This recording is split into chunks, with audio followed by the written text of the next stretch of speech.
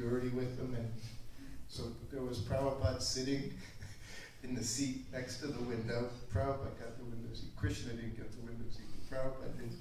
And then next to Prabhupada, I had Radharani. And then I sat next. And then Bali Radhan and Krishna were there. And we even had them in the seat belts. You know, they're all buckled in. And we had to make one stop. And of course, when we stopped, had to change planes, everything, had to get off the plane, go into the gate, sit down. So they were heavy. They weren't real heavy, but they were very heavy. And I remember thinking, what a wonderful service. I mean, who wouldn't want such a service if you could do this? To be personal servant and to be carrying Radharani around on an airplane for installation. So I never thought much of it, and I just was doing what I was able to do, doing what I was asked. But when we got off the plane in the transit lounge, and we were sitting down, and I was sitting in the chair, and Radharani was standing up next to him in the chair, and I was sitting again next to Prabhupada. And I was just sitting, and Prabhupada just looked at me, and he said, Krishna is very happy that you are performing this austerity to bring him to Australia. And when he said it, I thought, well, he meant it, and I became my whole consciousness just changed, because I was just carrying this statue, but Prabhupada brought the whole thing completely to life, and the fact that this was a service. And Prabhupada was appreciating this service. I was with Prabhupada so much, and sometimes he would say thank you for things, but it just touched me in such a way to see that Prabhupada appreciated that this was a service that was being done, and it was something perhaps that was a little difficult. And he said, Krishna appreciates this service. And I took it and I thought, how easy it is to please Prabhupada. It wasn't a difficult thing. But Prabhupada was happy in seeing service. So this is the point. All of us, we have this opportunity. And this is the quality, one of the qualities I love so much about Prabhupada. He wasn't difficult to please. He didn't, in some ways he would say struggle was nice. I had to struggle for Krishna. But at the same time, whatever happened, Prabhupada was happy with that service. And I felt that way even all the time. I was serving him all day long, and I think, Prabhupada's happy with this service. And he could say it because it was for the Supreme Personality of Godhead. Not that I was doing something for him. That was something that went on. And sometimes even he would say, he would call me into his room. He'd ring the bell. That's all he had to do was ring the bell. Boom. He was in the room, offer obeisances. And he would look at me and say, can you give me a massage now? And I found it so confusing, because I was being flown all around the world just to do these things. I mean, it cost money to do things. But his attitude was not like, all right, time for massage. He had such a gentleman, such a cultured person, and such a wonderful Vaishnava. He was asking his servant. Who asks their servant to do things? We've seen. But a person with some class, they are like that. They don't take anything for granted. So Prabhupada said, can you give me a massage now? And I remember that one time I just kind of laughed and said, Prabhupada, I'm sitting in this room all day long, waiting for you to ask me to do something, waiting for that opportunity. So he just looked at me. And then I went and gave him a massage, as I did every day, twice a day. But the other thing I wanted to mention that also is and I posted it on Facebook this morning, thanks to Prabhupada. And I said, what I appreciated so much was that quality of forgiveness that, of course, that the pure devotee has, every Vaishnava. But if you don't forgive, then you can't be Vaishnava. Being a Vaishnava and holding a grudge, that's an oxymoron. It doesn't go together.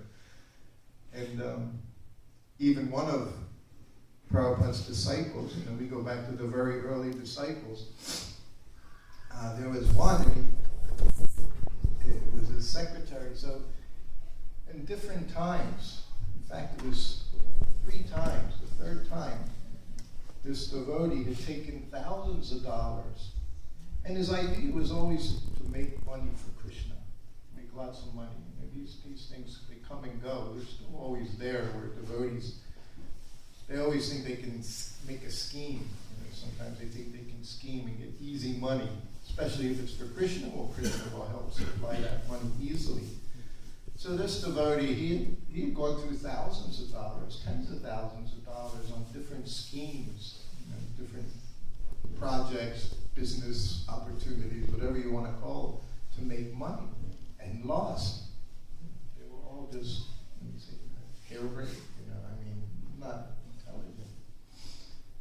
So this godbrother said to Prabhupada, Prabhupada, you have to do something. You want to excommunicate him, do something. You have to do something with this devotee. He said, you just keep forgiving.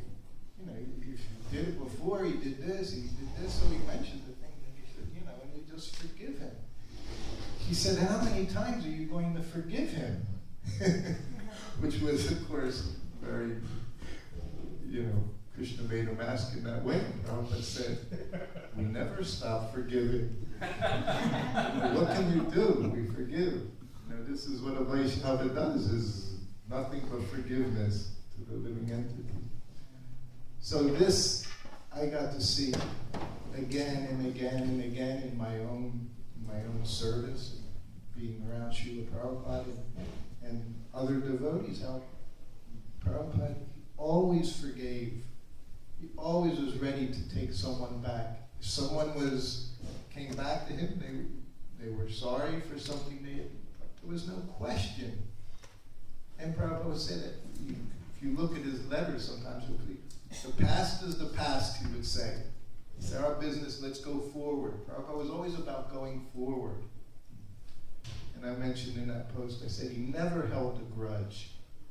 This is something, this is material life, in the material world. People hold grudges. This part of the world, you all know, what they call the Hatfields and the McCoys, right? These are known for generations. You get to the point where you don't even know why you're angry with someone, why you have this grudge against someone. It can go back so long, and it can infiltrate through entire families, these types of things.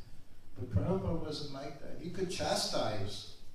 Not that Prabhupada was always this sweet, that hot chutney, we say, was there. So sometimes Prabhupada's sweetness, he could chastise you. I've seen people cry in front of Prabhupada due to chastisement.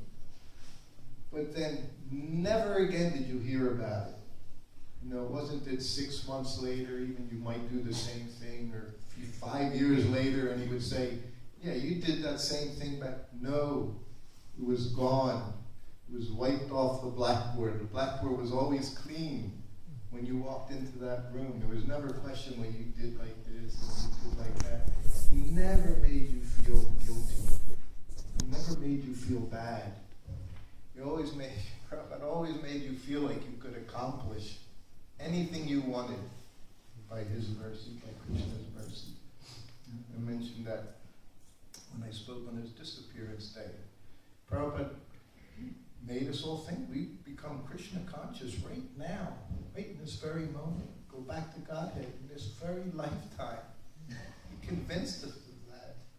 Talk about positive thinking. Prabhupada was always positive in his thinking, and he was giving of service to others. So there was one story in that connection, and this was in 1975, and it took place in Hawaii in the spring of 1975. And everything took place in Hawaii that had to do with this story, because what it was Prabhupada wanted to see his disciple who had gone away. He was Gorsundar. He opened up Hawaii. Prabhupada sent him and Govinda Dasi to Hawaii back in like 1969. So, on the island, so they opened up the preaching center, and they had a temple.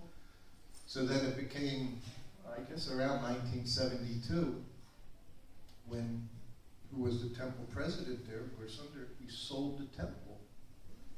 He sold it. Took the money. He gave a down payment. It come from one person, a godbrother. He gave him his down payment money back. He took the rest of the money. He went to the big island and bought some property. Not an ISKCON property, he bought property for himself, for his own program. So anyway, this was horrible. It was terrible. And of course, Prabhupada tried to straighten everything out, tried to get the money, all these things, but nothing happened. And he, basically, this devotee disappeared. So now we're all the way up to 1975. And Prabhupada actually sent a devotee to the big island to try to find this devotee. He said, because I want to speak with him. So, anyway, that didn't work out so well. But now Prabhupada was in Hawaii. And one day, and this is during massage before lunch, so it's around 12 o'clock. And Prabhupada that day was sitting taking massage in his room. And this devotee, who I had seen him back in 1972 when I first went to Hawaii as Prabhupada's servant. I hadn't seen him since then. He was gone. So he came because he heard Srila Prabhupada wanted to see him. And when he came, of course, he was in disguise. He had his Western clothes on, whatever they might be, very long hair and beard. And of course, Sundar, he was very intelligent. He was a scholarly, pundit type person. Very deep set eyes, dark eyebrows. He looked very intense looking person. But he seemed very just like he was somewhere else when he came. And I remember I'm behind Prabhupada. I was in situations like this so often where I'd be massaging Prabhupada and someone would come in and there'd be different conversations. But this conversation was very like one-sided because it was just Prabhupada speaking. And he came in and I can't even remember if he offered obeisances, and I almost think that he didn't. He seemed very much just somewhere else and very quiet and intense. That's all I remember, this intensity this person had. And he was sitting before Prabhupada. And Prabhupada was filled with emotion. It wasn't anger. It was this emotion of compassion and sadness. And he looked at him and he said, "What have I done?" He said, "That caused you to leave." He said, "Well, what haven't I done?" He said, "That you've gone." Prabhupada was in tears.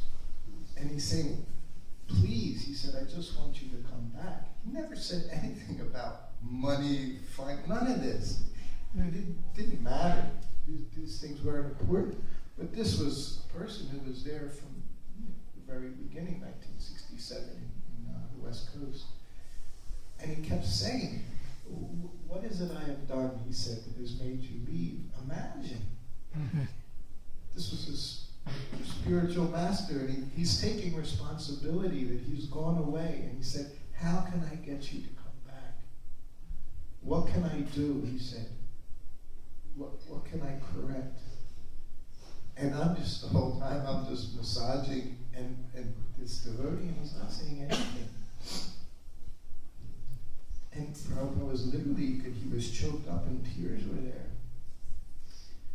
But nothing came out of Gorsundar at that time.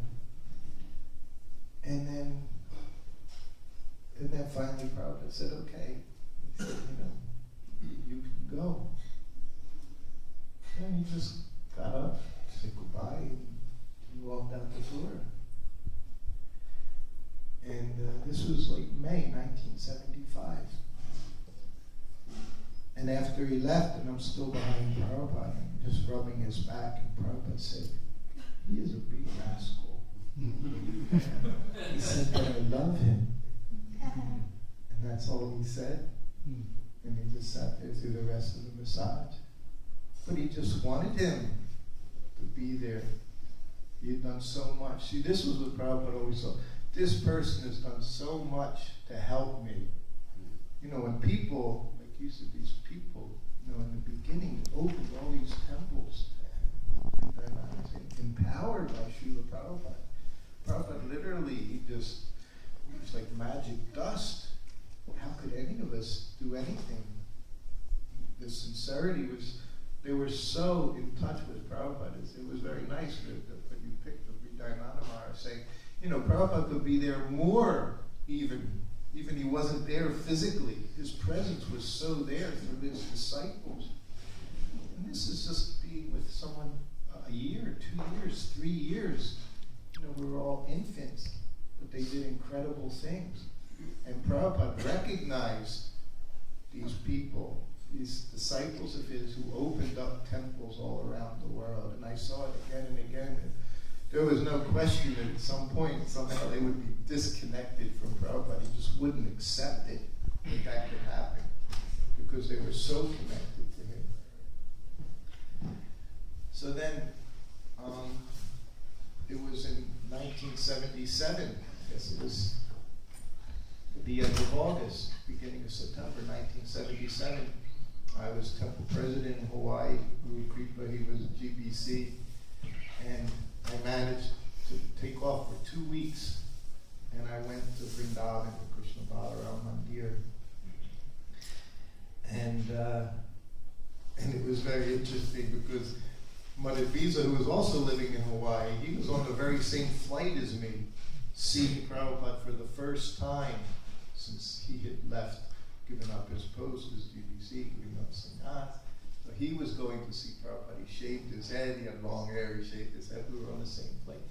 Prabhupada was just so happy to see Madhavisa. We entered the room together. Prabhupada was lying in bed by this time. I could hardly recognize him from my years with him. And he just told Madhavisa, he asked how you're doing. He said, and it was the second time he said, now you're Grahastha like Shrutakirti. He said, just go on, do your service. He said, somehow or other, do some service, he said, for Krishna. He said, and be happy. So then another day I'm in the room, and who walks into Prabhupada's room? Gursan. So now this was the first time he had seen Prabhupada since that meeting in Hawaii. So I was, somehow or other, I was there. And Prabhupada was so happy to see, he was so happy to see him that he'd come back. That's all he said. You've come back, you're here. And at that time he had Chandi. Chandi, she's of course in Vrindavan, doing so much service there and having so many things. And she was initiated, Prabhupada initiated her right there on the spot. Such a good fortune. So this was Prabhupada. So this is my thanks, you know, because seeing this, this is what I feel in my own life. Somehow or other, you just have to stay connected in this society. I've mentioned so many nice things. The association of devotees, such a wonderful thing that Prabhupada has given us. Yeah. You said you could easily write 108 if you wanted to. We could sit here, 108 qualities or things we appreciate, that we give thanks for, that Prabhupada has done. But these are the most important things, is that Prabhupada is always eager for us, somehow or other, engage in service.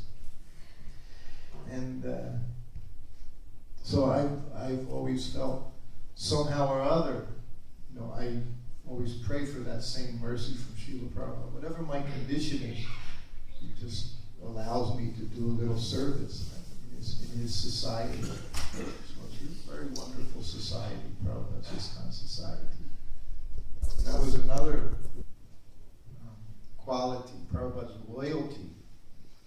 So loyal those that have served him, and so loyal to his ISKCON society.